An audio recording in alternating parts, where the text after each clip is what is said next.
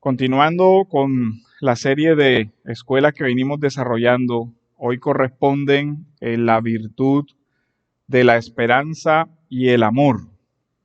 Y el texto base es el del himno que acabamos de entonar, la primera carta del apóstol Pablo a los Corintios en el capítulo 13, versículo 13, que dice: y ahora permanecen la fe, la esperanza y el amor.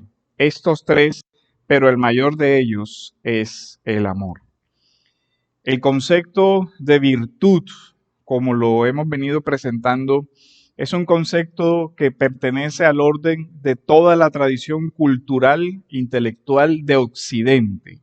Es decir, es un concepto que existe ya en la más temprana mitología occidental, con Homero, con Hesiodo, con Sófocles, con la tragedia antigua, y eso pasa por todo el pensamiento griego, siendo sistematizado principalmente por Platón y Aristóteles.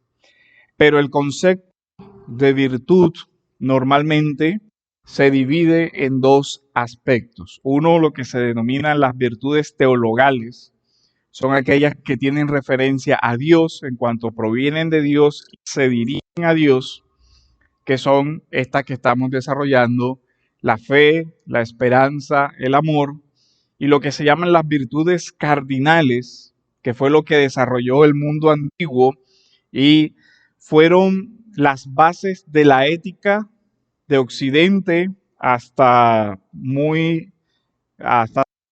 edad media. Hasta que estas virtudes comienzan a ser desechadas en ideas o por ideas de una construcción ética distinta. Las virtudes que se denominan cardinales son las que se conocen como la prudencia, la justicia, la fortaleza y la templanza. La prudencia, de hecho, miren que anteriormente la carrera de derecho se llamaba jurisprudencia, porque se entendía que el jurista no solamente conocía la ley, sino que tenía la virtud de la prudencia, es decir, el desarrollo en su mente de poder discernir entre extremos y aplicar a un caso particular una solución justa. Por eso van unidas la prudencia y la justicia. Estas ideas, como nosotros hemos venido viendo ya en la escuela, tienen origen muy antiguo. De hecho, Homero, las famosas obras de la Ilíada y la Odisea, se construyen sobre vicios y virtudes. Es decir, hay virtudes que son las de los héroes, las que deben ser imitadas, y hay vicios que son los que deben ser corregidos. Casi todo Occidente respetó esa construcción de las virtudes hasta que se comenzó a desviar de esa tradición occidental. Miren, la literatura, incluso no se puede entender obras tan insignes de la cultura occidental como la Divina Comedia sin entender la teoría de las virtudes, porque lo que hace Dante es mostrar las virtudes clásicas, los vicios, y a cada vicio le corresponde un lugar del infierno como él lo desarrolla, y a su vez cada virtud se corresponde con una parte del cielo como él lo corresponde. Ahora, esto también tuvo un desarrollo importante en la escuela de pensamiento del estoicismo. Y recuerden que el estoicismo formula, o es una de las primeras escuelas del pensamiento occidental, donde se formula de una manera más sistematizada la teoría de la ley natural. Es decir, que hay cosas que son buenas de acuerdo al orden de la naturaleza. Eso también está en la Antígona de Sófocles, la idea de una ley eterna, inmutable, proveniente de los dioses, que Antígona, cuando se le pide la cuenta de sus acciones, él dice, sí, rey, tú has dado un decreto de que no se entierre, pero hay una ley eterna, hay una ley anterior, hay una ley inmutable a la que yo debo obediencia antes que a ti. Bueno, todo eso viene a ser un legado de la cultura de Occidente. Esta idea de las virtudes pasa también por influencia, obviamente, del helenismo a la cultura incluso hebrea. En el periodo intertestamentario, que son los 400 años de silencio antes del Nuevo Testamento, podemos leer en el libro de Sabiduría 8:7, ese no está en nuestras Biblias, dice, si alguien ama la justicia, las virtudes serán el fruto de sus esfuerzos. Es maestra de la templanza y prudencia, justicia y fortaleza. Para los hombres no hay en la vida nada más provechoso que esto. Recordemos lo que Luis ya explicó con relación a la idea de virtudes en el mundo antiguo. Para Aristóteles no había vida feliz si no era una vida virtuosa. Ahora, el acercamiento cristiano a estas virtudes es diferente porque las refieren a Dios. Gregorio de Niza dice lo siguiente sobre el tema de las virtudes. El objetivo de una vida virtuosa consiste en llegar a ser semejante a Dios. Es decir, ya se colocan las virtudes en relación a Dios, aún las que se llaman cardinales. Esto porque es importante subrayarlo, porque por lo general se presenta el cristianismo como algo que rompe con todo la tradición intelectual anterior, y no es así. Es decir, el cristianismo asume valores que el mundo antiguo consideraba valiosos. ¿Por qué? Recuerden que los padres reconocen el tema de la imagen de Dios en el hombre. De tal manera que cuando la imagen de Dios no está totalmente destruida, también hay cosas valiosas, conclusiones valiosas, verdades, descubrimientos que el cristianismo asume como valiosos dentro de todo eso. Es por eso que los padres de la iglesia van asumiendo lo valioso de toda la teoría de las virtudes clásicas anterior y que es una herencia del pensamiento occidental, pero la relacionan ahora con estas virtudes, la fe, la esperanza y el amor, y así se desarrolla una particularidad del acercamiento a estas virtudes dentro del cristianismo. Ese acercamiento lo tenemos en Clemente de Alejandría, en Orígenes, en Tertuliano, pero quizás el que más desarrolló el tema de las virtudes fue Agustín. Agustín, en el Tratado sobre las Costumbres Católicas, dice lo siguiente: nada hay para el sumo bien como amar a Dios con todo el corazón, con toda el alma y con toda la mente. Miren que el concepto, el término, el sumum bonum, el sumo bien, ya estaba en Platón y ya estaba en Aristóteles. El sumo bien. El tema es que obviamente ellos lo referían a trascendentales, pero no a un Dios como personal. Pero el concepto ya está ahí. Lo que Agustín está diciendo es, el sumo bien es Dios. Pero el concepto es importante que él ya lo toma de un concepto previo. Él no está partiendo de la nada, sino de toda una tradición intelectual que él reconoce como valiosa. Lo cual preserva de la corrupción y de la impureza del amor, que es lo propio de la templanza. Pues miren cómo ya Agustín asume eso y dice, lo propio de la templanza es que libra al amor de su impureza. Miren que el concepto es bien interesante porque nosotros, sobre todo hoy, estamos acostumbrados a la asociación del amor como ¿qué? Como un sentimiento desbocado y desmedido, como algo que anula la razón como una pasión que el ser humano no puede controlar. Bueno, Agustín dice, el amor debe ser dominado por la templanza, es decir, por eso para Agustín se habla del correcto amor, ordo amoris.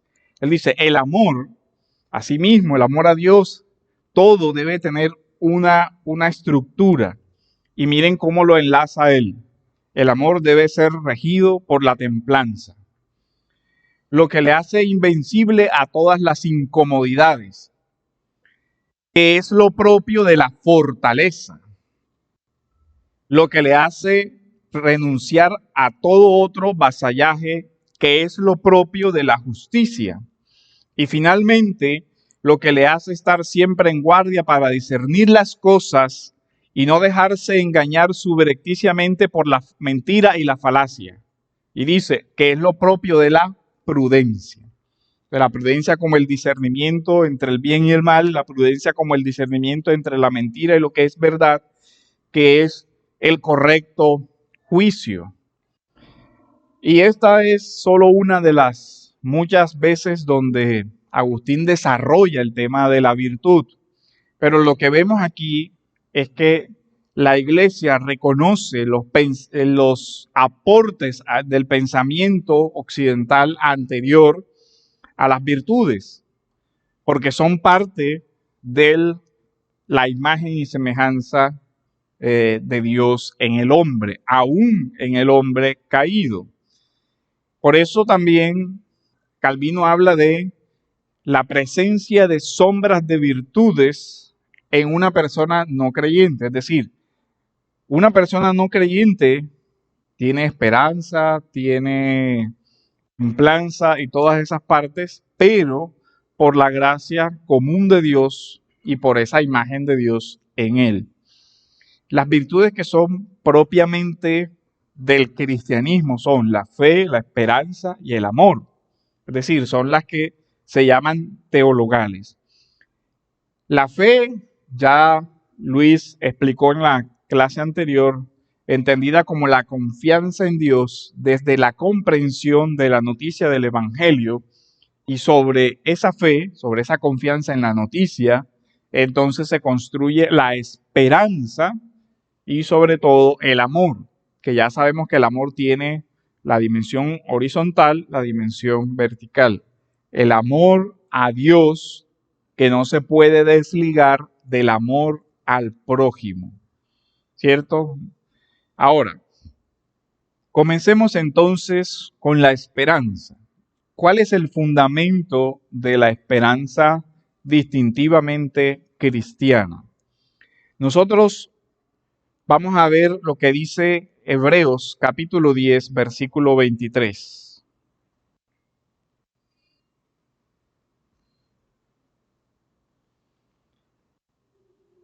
Hebreos 10, versículo 23.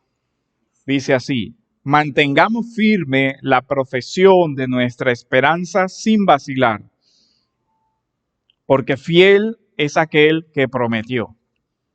Miren que hay fe, es decir, hay confianza en Dios y la esperanza se fundamenta en eso, en que si Dios es, que si Dios existe, que si Dios ha prometido algo, entonces la esperanza tiene un sentido, porque consideramos que aquel que lo prometió, o sea, que aquel que hizo las promesas de redención, aquel que hizo las promesas de acompañarnos, estará cumpliendo esas promesas. Entonces, el tema de la esperanza no es una esperanza en el vacío, sino que Hebreos lo remite al ser de Dios. Es decir, si Dios existe, entonces lo que Él prometió debe ser objeto de confianza. Debemos esperar en sus promesas. Ya esa parte de la fe no la voy a repetir porque ya Luis la desarrolló en la enseñanza anterior. Pero el tema de la esperanza tiene una aplicación muy práctica, como lo es en situaciones de dolor, ¿cierto? En el medio del sufrimiento se pierde, se nubla en la mente de la persona la esperanza.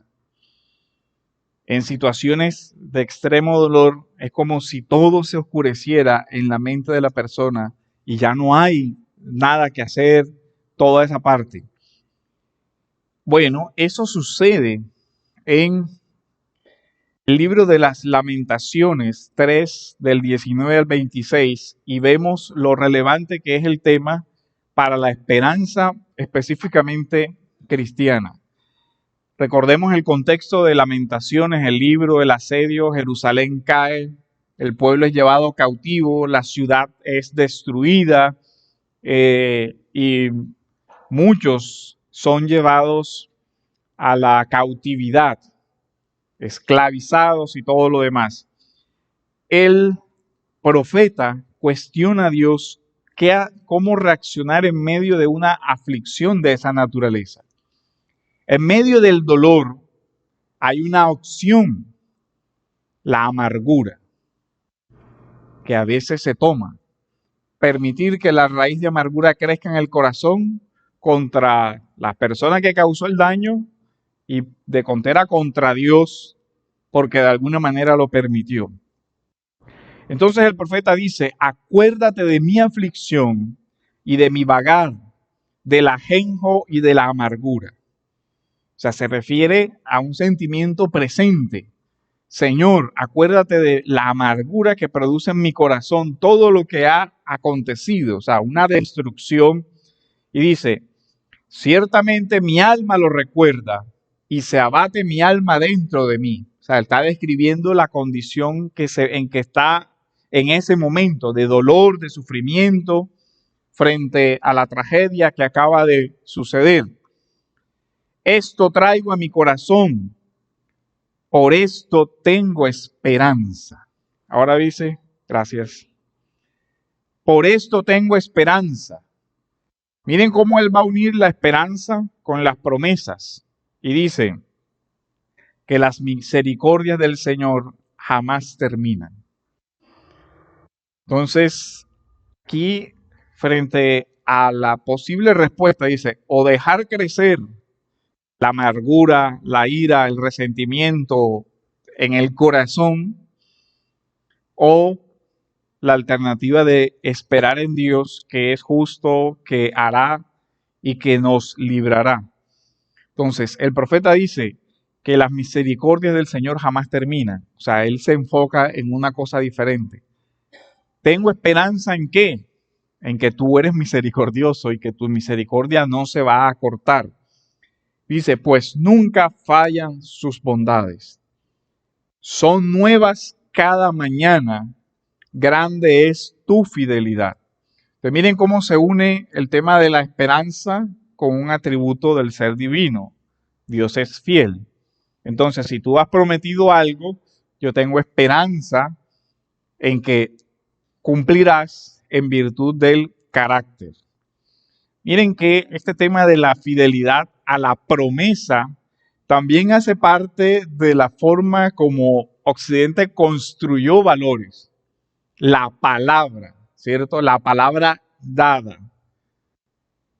Creo que todos conocemos esa referencia de los abuelos. Yo soy un hombre de palabra, ¿cierto? Se refería a que si él prometía algo, la otra persona podía tener la certeza en esa promesa y tenía esperanza, pero no una esperanza subjetiva, sino una esperanza basada en el carácter de esa persona. Yo sé que él es una persona honesta, que cuando él dice yo pagaré tal día, ese día paga.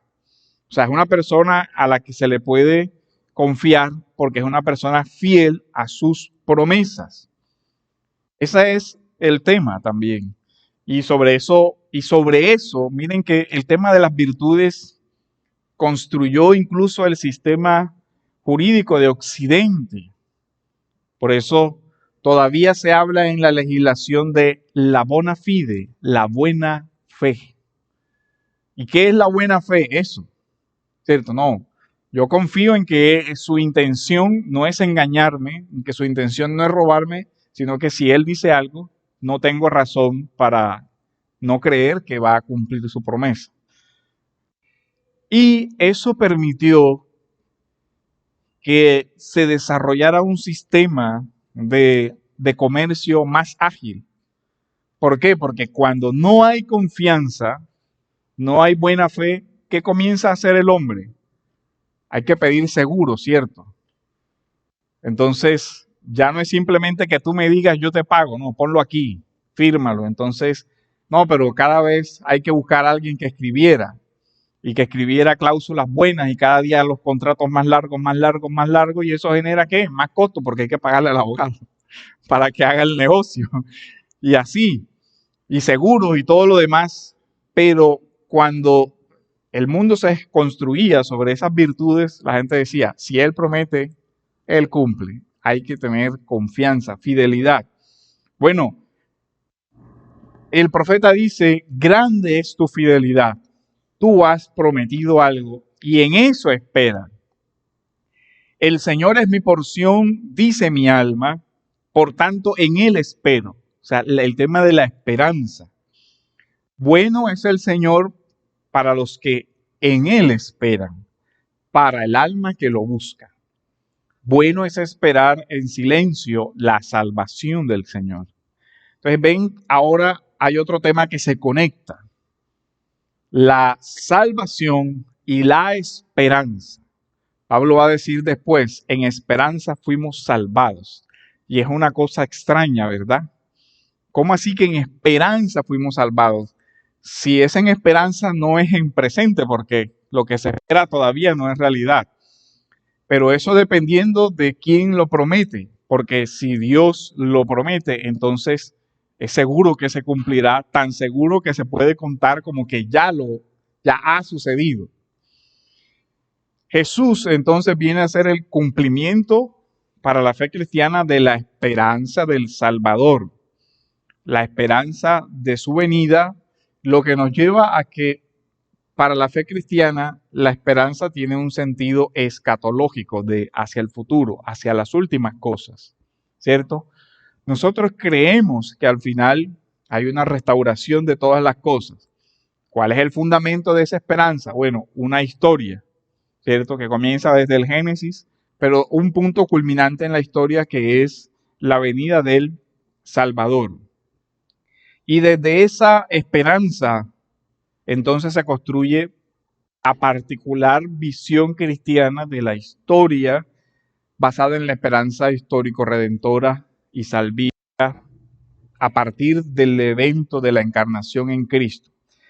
Ahora, Pablo, en Romanos capítulo 8, versículos 18 al 25, miren lo que dice.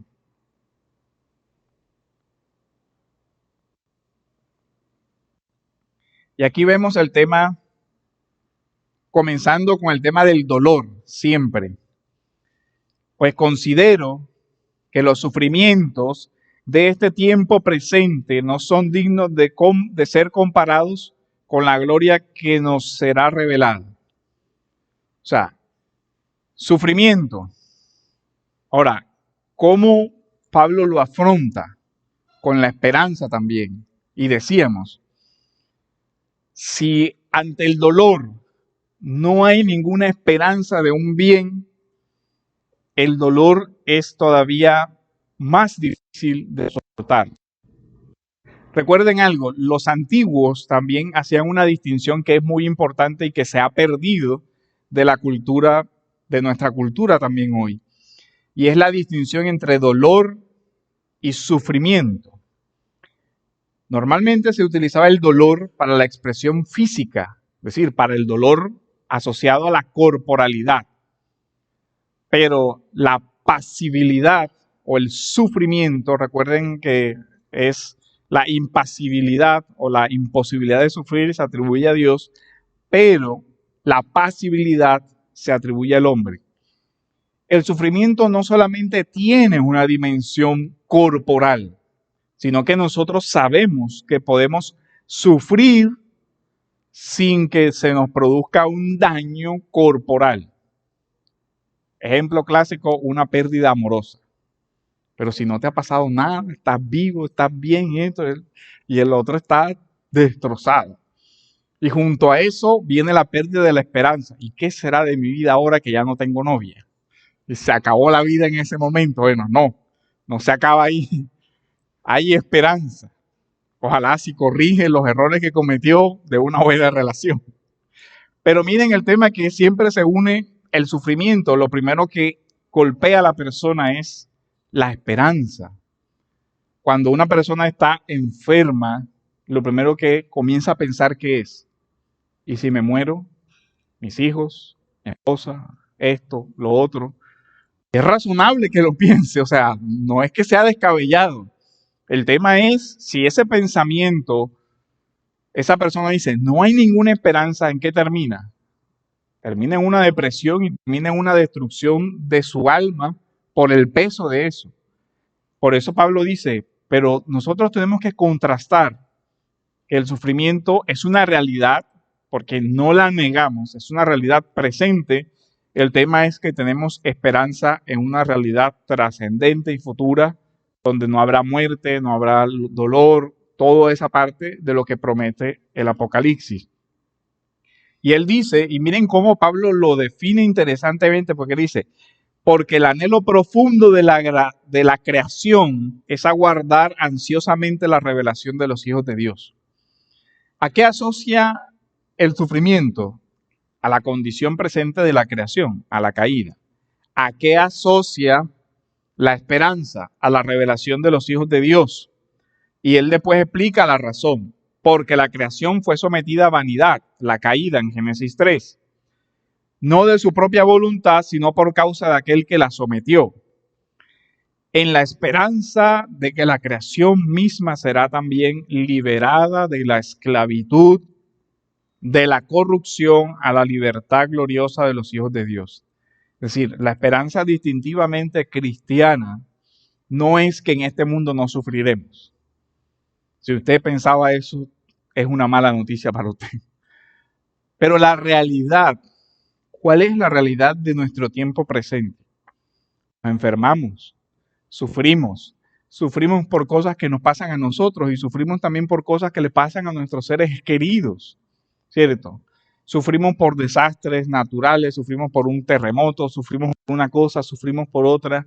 Somos frágiles, somos susceptibles de sufrir. Y eso también debe ser algo que un creyente tenga claro.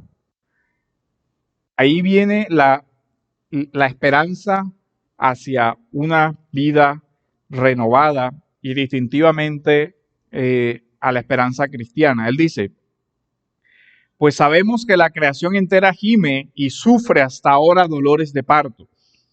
Y no solo ella, sino también nosotros mismos, que tenemos las primicias del Espíritu, aún nosotros mismos gemimos en nuestro interior, aguardando ansiosamente la adopción como hijos, la redención de nuestro cuerpo. Y miren lo interesante, dice, aguardamos la redención de nuestro cuerpo, porque en esperanza hemos sido salvados. Miren cómo se refiere aquí el tema esperanza. Miren que la construcción pareciera contradictoria, porque la esperanza, por definición, se mira hacia el futuro, ¿cierto?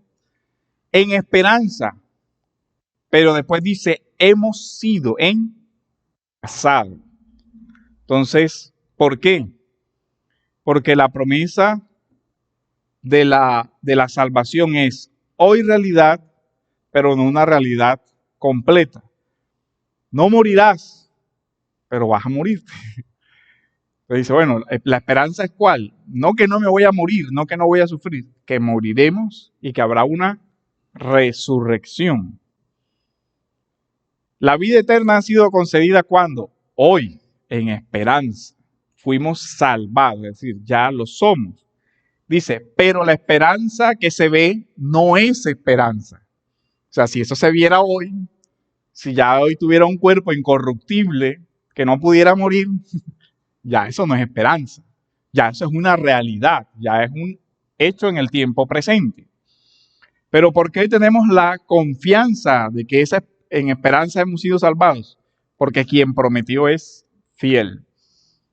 Si no hay razones para creer esa fidelidad, para tener esa fe en el sentido de confianza, pues ahí sí hay un problema terrible. Pues, ¿por qué esperar lo que uno no ve? Pero si esperamos lo que no vemos, con paciencia lo aguardamos. Joseph Ratzinger, que es más conocido por su título como Benedicto XVI, el primer documento que expidió es uno que se llama Spes Salvi Factum Sumus. En esperanza fuimos salvados. Dice, en esperanza fuimos salvados, dice el apóstol Pablo a los romanos y también a nosotros. Según la fe cristiana, la redención, la salvación, no es simplemente un dato de hecho. Se nos ofrece salvación en el sentido de que se nos ha dado una esperanza fiable, gracias a la cual podemos afrontar nuestro presente. El presente, aunque se muestre fatigoso, se puede vivir y aceptar si se lleva hacia una meta. Si podemos estar seguros de esa meta y si esa meta es tan grande que justifique el esfuerzo del camino. Es interesante. Víctor Frank, en su obra El hombre en busca de sentido, dice, quien tiene un porqué siempre encontrará un cómo. La referencia es interesante porque él dice que en la experiencia del campo de concentración lo que él observaba era que aquella persona que había perdido la esperanza de salir vivo moría. Y él decía que era una expresión visible porque habían ciertos gestos que la persona hacía antes de morir. Por ejemplo, él decía que a ellos cuando los sometían a trabajos forzados les pagaban con cigarrillos. ¿Qué hacían con los cigarrillos? Los vendían para comprar comida. Comida entre comillas, una papa o lo que pudieran comprar en el campo. Pero había la lucha por la supervivencia. Y él decía, cuando veíamos que alguien fumaba su cigarrillo, ya sabíamos que iba a morir. ¿Por qué? Porque ya había abandonado la batalla y se daba el último placer, su último cigarrillo o lo que fuera, para morir. Y efectivamente así lo hacían. Porque definitivamente lo único que sostiene al hombre es esa esperanza. Todos nosotros somos sostenidos por una esperanza fuera de nosotros. Cuando nosotros perdemos esa esperanza, perdemos el sentido, que era lo que decía Frank. Ya no hay sentido de luchar. Y cuando se pierde el sentido de luchar en medio del sufrimiento, ¿qué se hace? Bueno, se abandona a la persona a la muerte. Por eso vemos el tema de cómo va asociado, por ejemplo, la depresión con la pérdida de la esperanza y las ideas de suicidio. ¿Para qué seguir viviendo? Esto no tiene sentido. A la persona cada día se le va nublando, hasta el momento en que no ve nada más que dolor. Y ante esa perspectiva, hasta suena razonable el descanso. Y uno dice, bueno, ya he sufrido mucho, vamos a darle una solución a esto. Una esperanza de descanso en la muerte. Por eso es necesario tener en cuenta que la fe cristiana no se confunde con un optimismo irracional, con esperanzas irracionales, porque lastimosamente esa es la idea que le venden a la persona. De hecho, a mí me sorprendió que hace mucho tiempo hablando de un tema un tema X, para no hablar específicamente del tema, pero yo le preguntaba a la persona, ¿pero cómo crees tú que eso va a poder ser posible? Y sacó una cita de Tertuliano, creo porque es imposible. Yo decía, caramba, qué torcida. Yo decía, bueno, el contexto de Tertuliano se refiere a que eso que vemos imposible para el hombre es posible para Dios. Pero no hay que crear cosas imposibles o absurdas, porque eso no es la fe. Eso es una cosa extrañísima. Hay tentaciones a la esperanza. Y una de las tentaciones a la esperanza es el temor al futuro. ¿Qué es el temor al futuro? La ansiedad. ¿Qué va a ser de mí mañana? Y créanme que eso es doloroso en el alma de una persona. ¿Qué va a pasar si me muero? ¿Qué va a pasar esto? Si uno comienza a pensar eso, realmente llega un momento en que ese sufrimiento mental se somatiza y se convierte en un sufrimiento físico.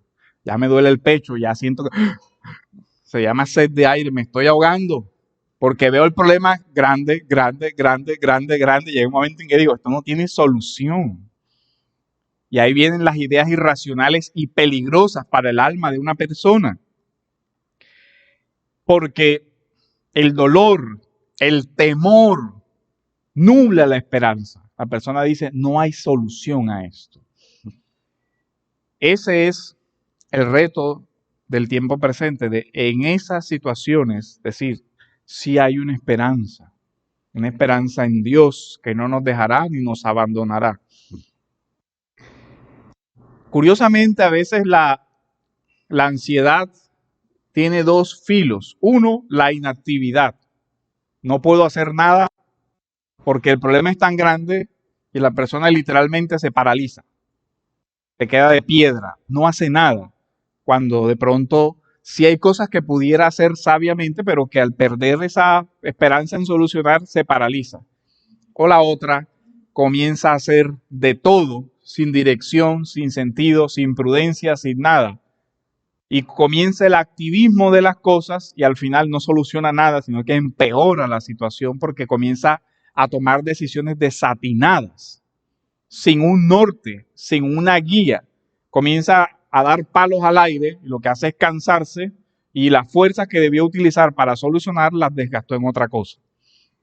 Entonces comienza la desesperación, ese sentimiento de agobiarse que nubla las promesas, que hace pensar que nada vale, que no interesa, que Dios no va a hacer nada.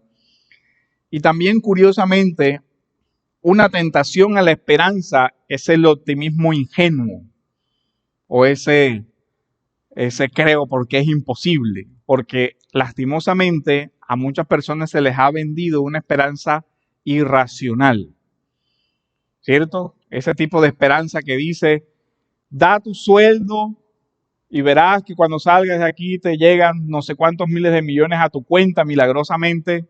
Eso no es esperanza, eso es una cosa rayando en la estupidez, porque eso es irracional y además lo que incentiva es la irresponsabilidad en la persona.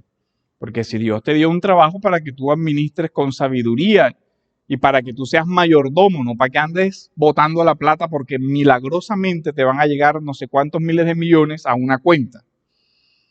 Y si no tiene cuenta, no importa que a algún lugar le llega.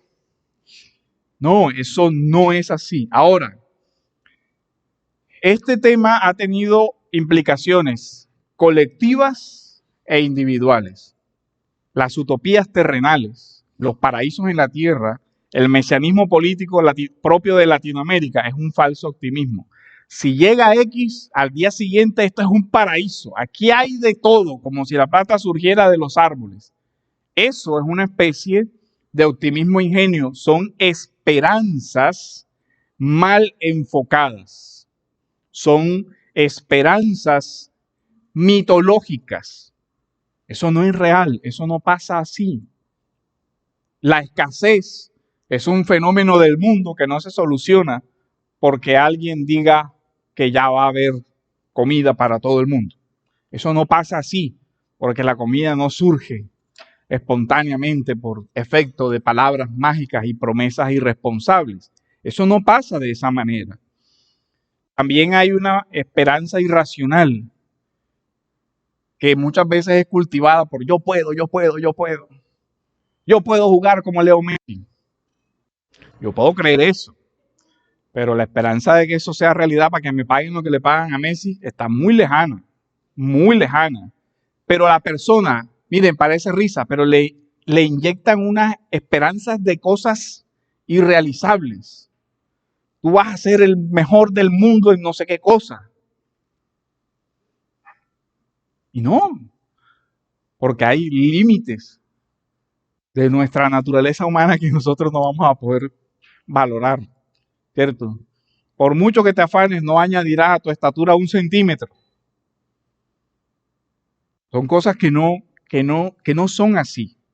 Entonces, lastimosamente, esa idea de todo irá bien y no va a pasar nada y todo lo demás, entonces así, no es tan así.